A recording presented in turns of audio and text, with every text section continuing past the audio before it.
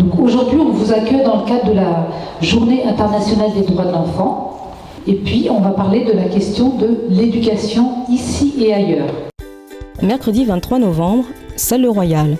À l'occasion de la Journée internationale des droits de l'enfant, 94 élèves sont venus échanger avec 2 présidents d'associations autour de l'éducation. Brahim Aïterami milite pour la scolarisation des enfants. Il participe aussi à la construction d'un centre socio-professionnel pour les jeunes filles dans les villages du sud du Maroc.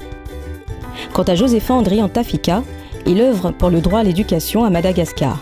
Avec le soutien de la ville, il a participé à la construction d'une école pour 130 enfants. La question, est-ce que tous les enfants ont la chance d'être scolarisés dans les pays? Est-ce que l'école elle est gratuite?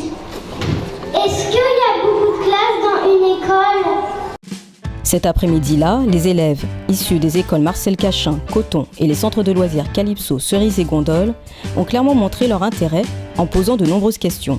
Là-bas, ils n'ont pas assez d'argent, alors qu'ici, on a des animateurs, on a une école, on a un centre de loisirs, on a des jeux qu'on peut ramener. J'ai appris que dans quelques pays, il n'y avait pas encore d'école.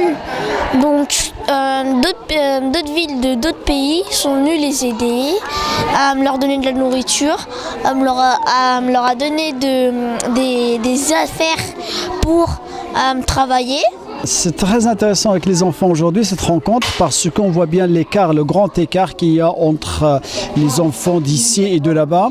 Moi, je vois des enfants qui posent beaucoup la question, est-ce que ces enfants, ils ont de quoi jouer? Est-ce qu'ils ont de quoi manger? Est-ce qu'ils ont des repos? Est-ce qu'ils font à l'école? Comment ils y vont à l'école? Toutes ces questions sont pertinentes parce qu'effectivement, ils font bien un état des lieux de ce qui se passe là-bas et ce qui se passe ici. On voit qu'il y a énormément de différences.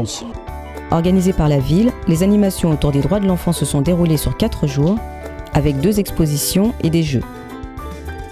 Les élèves des écoles Jean Massé, Joliot-Curie et le Centre ont eux aussi exposé leurs dessins, réalisés sur le temps des nouvelles activités périscolaires. Aujourd'hui, durant l'échange, les grandes sections maternelles ont réalisé des dessins qui seront envoyés aux enfants de Madagascar et du Maroc. Nos 2 responsables d'association souhaitent multiplier les correspondances. Brahim, lui, a un rêve, organiser un jour un voyage de rencontre entre des élèves choisiens et des enfants du Maroc.